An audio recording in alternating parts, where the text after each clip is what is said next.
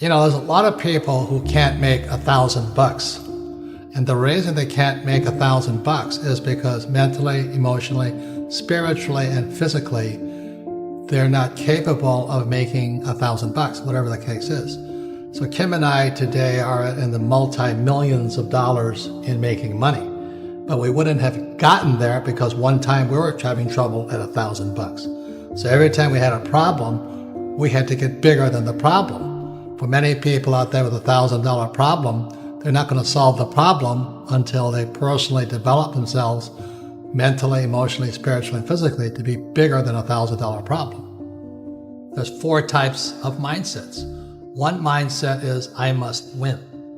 Another mindset is, I must be right. Another mindset is, I must be liked.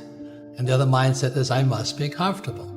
So the people who must be liked and the people who must be comfortable will probably never make it as entrepreneurs, simply because, you know, we hear it all the time. I don't really want to be rich. I just want to be comfortable. You know, I want to be with all my friends, have them like me. Well, they should not be entrepreneurs. They should be employees. Yeah? The rich don't work for money. My way of teaching is to first put doubt in your brain to challenge your belief systems. And then maybe you can choose new beliefs or keep up with old beliefs. So when you think about working for money, what comes through your head? So if I could explain this to you for the rest of the millennial lessons, it's really going to be on this theme here. Because financial education is about not working for money. Like one of the first questions when I finally realized what my rich dad was saying, I said, well, when do I never need a paycheck again? See, my goal wasn't, you know, go to the moon or, you know, cure cancer. My job was, when would I never need a paycheck again? Because as long as you need a paycheck, be it from an employer or like my poor dad, he was so afraid of losing his government pension. My poor dad was a PhD in education, but what does school teach you about money? Did you learn anything about money at school? Most people don't. So that's why I had my rich dad, who was my best friend's father, and he was teaching me what the rich teach me. If you want to be poor, I hate to say this, you can go to school, but you still won't learn anything about money. And education is more important today, but what do you learn about money? Most kids now going to school, they're coming out of school deeply in debt with student loans, still not learning anything about money. Look at the middle class. You know, they may have high-paying jobs, but the jobs are going away. One of the most important things you have in your life is time. It's one of your greatest assets, or it's your liability. And being, you know, I just turned 70, and I have friends who have nothing. I mean, they have zero. Now they've made a lot of money, but they have nothing here. They have nice houses, nice cars, you know what I mean? And being young is great, except it can be a liability to you. Because when you're young, you're just having a lot of fun and life's exciting, you know, it's new. But the thing is so many people spend their time focusing here. They want to make a lot of money. And I can hear it in their words. I want a career. This is career. Okay, or I'm going to start my own business. And this is the chart here, which we've seen. This is the cash flow quadrant, book number 2. E is employee. S is small business, self-employed, or a specialist like a doctor, a lawyer, web designer. B is big business, 500 employees or more. And I is professional investor. The big mistake I see young people make is they focus here. And the words are, I want to do what I love. That's the track. You see, in real life, sometimes you have to do what you hate. Like people think I like to write books. I hate writing books. But it fills my purpose in life. It's not my passion, my purpose in life. Because my purpose was to get here. I had to learn what I didn't want to learn. I had sometimes to do what I hated. I had to learn about taxes. I had to learn about debt. I had to take classes. I had to learn about insurance. So I was doing a lot of things I hated doing so I could come over here. These guys never do this because they live their passion.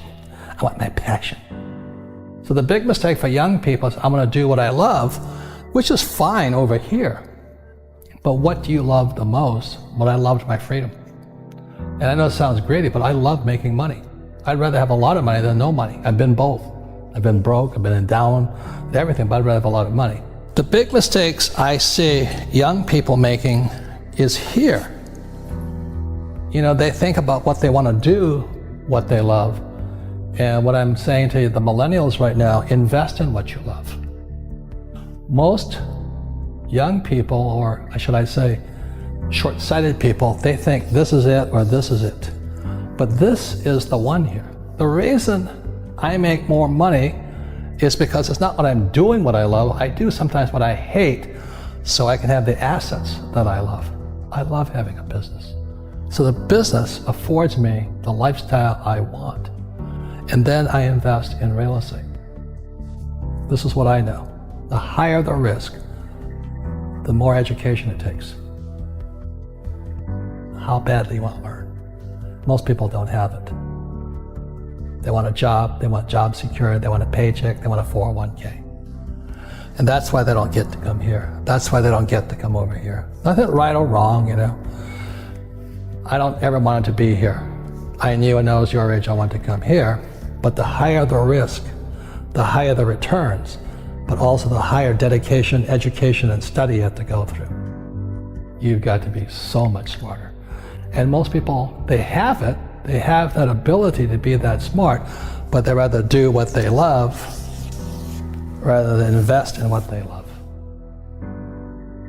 As you know, we learn little to nothing in school, but in fact, you'll find out that going to school actually diminishes your ability to get rich. You know, so that goes counter to what everybody tells you. You go to school, get a job, and you'll make money. And that worked probably 1,000 years ago, not working today. The number one reason to be an entrepreneur is not about money. The number one reason to be an entrepreneur is personal development. You know, to develop yourself to be, as the Army says, to be all you can be. So the lesson to young people is don't take a job for the money, take a job for what you're learning. When you look at a job, you look at what can I learn more than how much can I make. And I think that's the biggest challenge. And if you look for a job where you can learn a lot, the harder the job, the better it is. You know, I have bad luck too. I've had financial crashes. I've had people stab me in the back, but they're all good because I grow from it. That's spirituality. You know, people who are afraid of making mistakes, like they teach in school, they don't ever grow. Because spirituality is there's good and there's bad, there's right and there's wrong, there's up and there's down. Most people only want to be right, they only want to be positive. Well, you can't have that. That's not reality. And the average person, the reason they're poor is they haven't failed. You know, they play it so safe. They haven't made any mistakes like they're taught in school. That means they don't learn anything. That's why the school system's actually fundamentally corrupt. It's anti-education. You know, I go into business like a rugby team. You know, boom, boom. And we kick butt, but the average guy is standing there, oh, I'm an A student, I'm going to do this all on myself, and a bunch of rugby players run you over, and you go, well, they're not playing fair. You know what, you're playing stupid. You should have a team. You should have accountants, attorneys, and bankers, and all that stuff. But that's not the game I want to play. I said, then don't play the game.